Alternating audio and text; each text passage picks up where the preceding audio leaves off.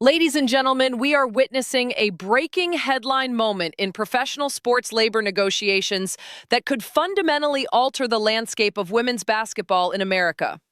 The Women's National Basketball Association has just decisively and emphatically rejected the Players' Union's latest contract proposal, and we are now staring down the very real, very tangible possibility of a completely canceled season with just 80 days remaining before the scheduled tip-off. The WNBA Players Association submitted what they characterized and presented as a meaningful compromise offer late Tuesday evening, dropping their revenue-sharing demand from 31% of gross revenue down to 27.5%. But the league fired back with a blistering, unambiguous statement calling the proposal fundamentally unrealistic and warning it would generate a staggering $460 million in cumulative losses for team owners across the league. This is not a minor disagreement over decimal points or technical contract language. This is not a negotiation over benefits packages or scheduling preferences. This is a fundamental, irreconcilable collision between two completely incompatible visions of how a professional sports league should operate financially, economically, and structurally. And right now, at this critical juncture, neither side is showing any willingness whatsoever to blink, to compromise, or to acknowledge the legitimacy of the other's position. The urgency and gravity of this situation cannot be overstated or exaggerated. Professional sports leagues operate on rigid, inflexible calendars with deadlines that cannot simply be moved or adjusted on a whim. The draft must happen on a specific date. Free agency must occur within designated windows. Training camps must open with enough time for teams to prepare. Television schedules are locked in months in advance. Arenas are booked with competing events. Sponsorship obligations are contractually binding with specific deliverables.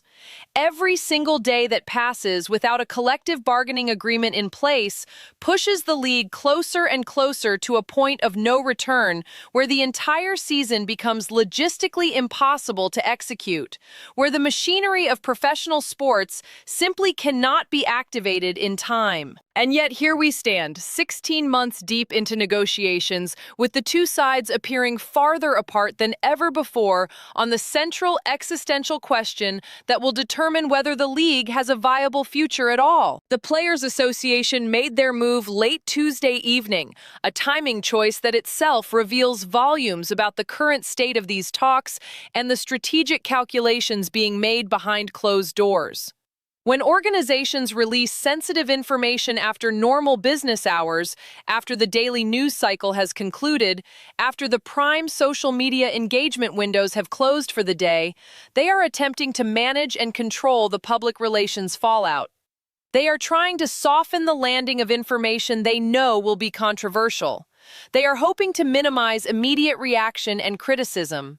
The union submitted what they characterized and framed as a proposal containing significant, meaningful concessions, modifications that demonstrated flexibility and good faith bargaining.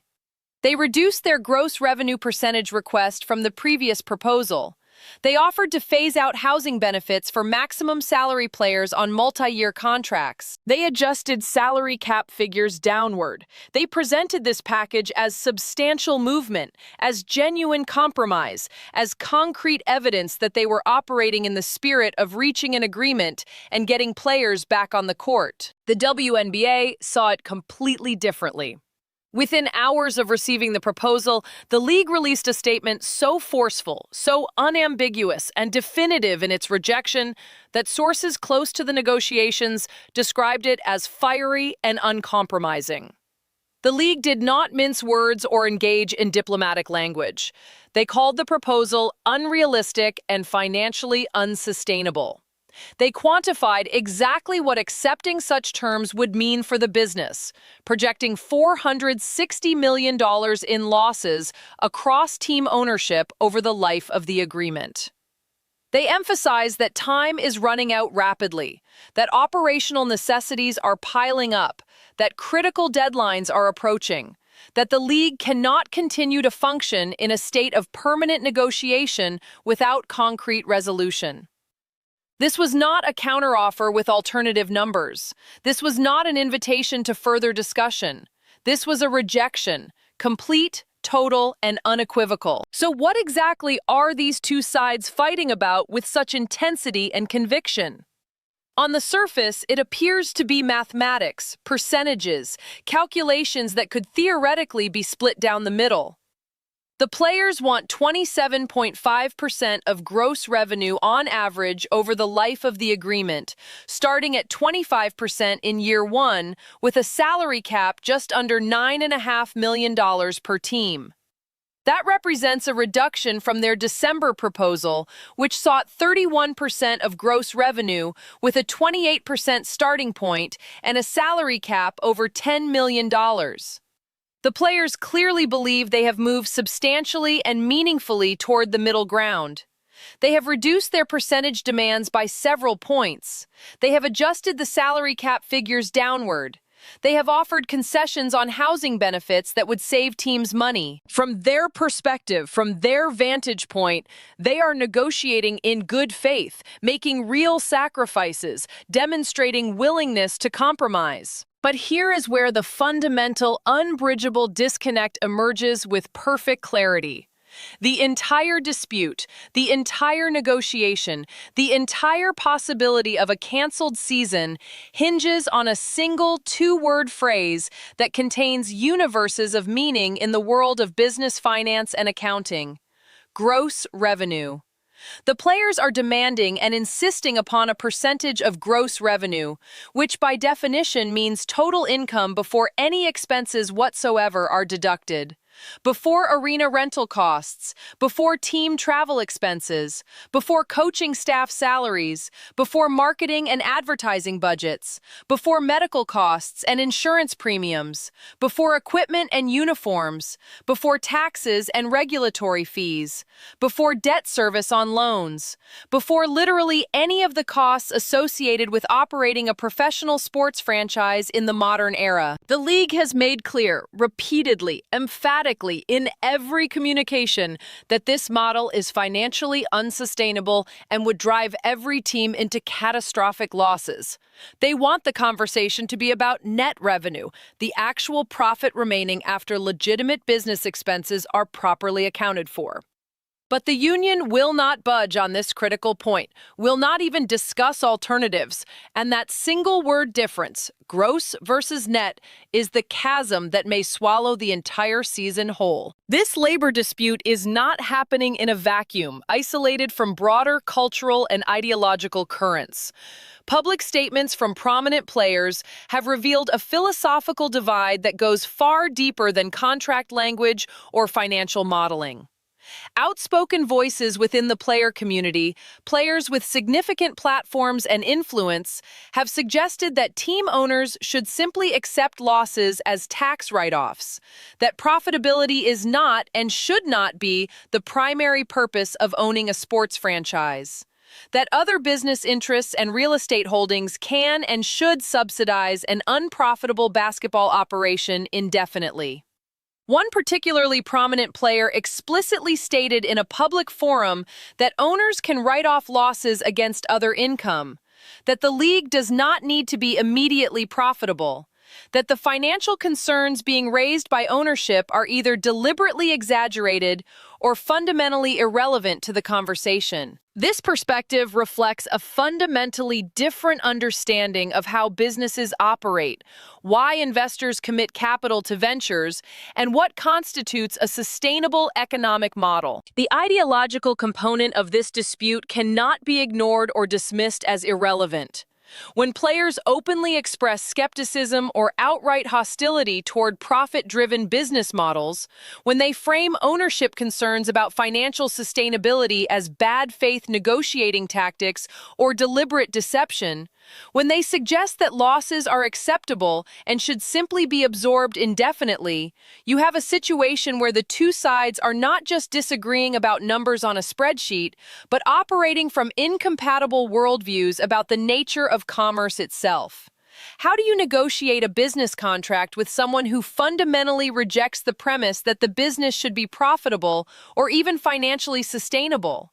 How do you find common ground on revenue sharing when one party believes that revenue generation itself is a morally suspect concept?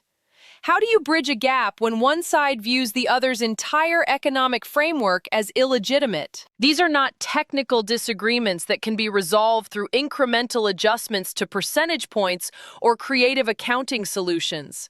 These are collisions of fundamental philosophy about how economic activity should be structured and valued. The housing issue, which seems minor compared to the revenue-sharing chasm, actually provides a fascinating window into how these negotiations are unfolding and the psychology of both parties. The union proposed that teams continue providing housing for all players in the early years of a new agreement, maintaining the current system, but that in later years of the contract, players earning maximum salaries on multi-year deals with full salary protection would become responsible for their own housing arrangements. On its face, this seems eminently reasonable and fair. If a player is earning top-tier compensation in the league with guaranteed money over multiple seasons, requiring the team to also provide housing on top of that substantial salary becomes redundant and unnecessary. The player demonstrably has the financial resources to secure their own living arrangements. The team should not be responsible for providing housing benefits on top of a maximum salary with full guarantees. This is exactly the kind of incremental, reasonable compromise that moves complex negotiations forward toward resolution. But this housing concession barely registers in the larger dispute, barely moves the needle, because the revenue-sharing question overshadows and dwarfs everything else on the table. The league has stated clearly and explicitly that modifications to housing benefits, while appreciated, do not address the core financial unsustainability of the union's revenue demands. Adjusting who pays for housing arrangements when players are already receiving maximum salaries does not solve a projected $460 million loss over the life of the agreement. This is treating a minor symptom while completely ignoring the life-threatening disease.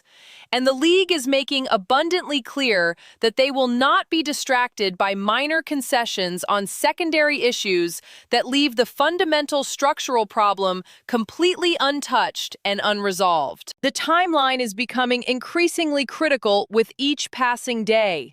80 days until the scheduled start of the season, the draft must occur, with college players and international prospects waiting to learn their professional destinations.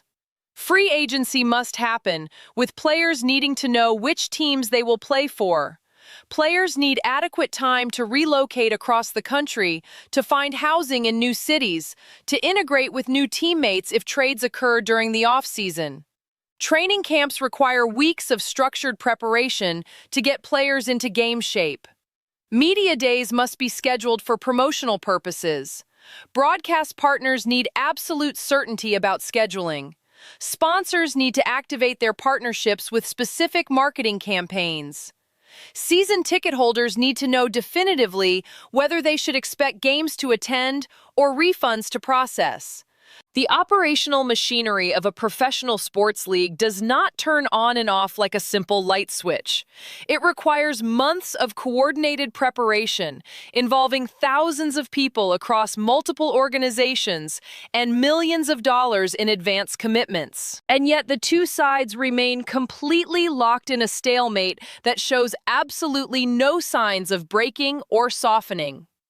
16 months of negotiations, countless meetings, endless proposals and counterproposals have not produced an agreement or even a framework for agreement.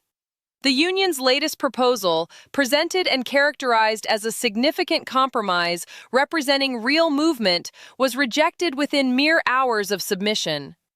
The league's response was not a counteroffer with alternative numbers to negotiate.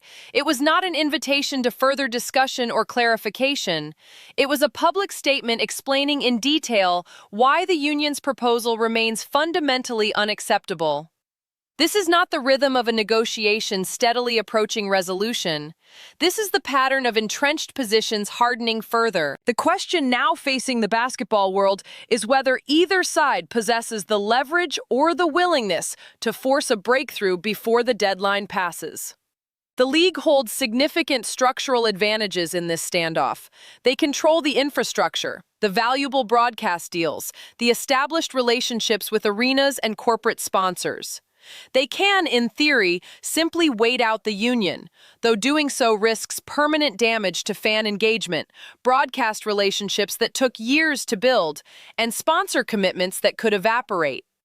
The players have their own leverage, primarily the threat of making the season logistically impossible, but that is a weapon that destroys value for both sides equally.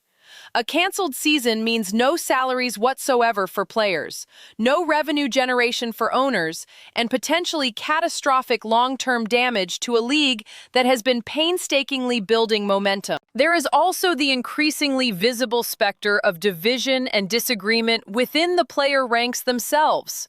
Not all players share the same perspective on these negotiations or the wisdom of the union's strategy. Not all players are comfortable with the idea of sacrificing an entire season over the technical difference between gross and net revenue calculations. Not all players have the financial resources or alternative income streams to comfortably weather an extended work stoppage.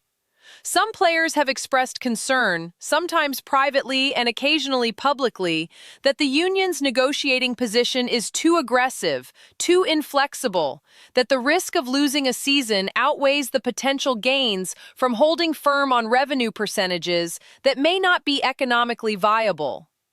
But unions operate on collective decision-making structures, and as long as the official union position remains unchanged, individual player concerns do not alter the fundamental negotiating dynamic. The possibility of replacement players or alternative arrangements has been raised in various forums, but the practical and legal obstacles are substantial.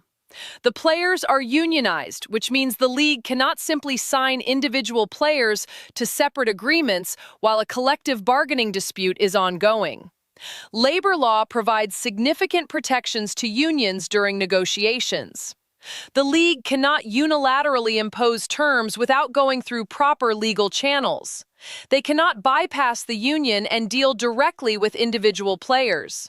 They are bound by the collective bargaining process, and right now, that process is failing. We are watching a negotiation in real time that will define the future of women's professional basketball in North America for the next generation.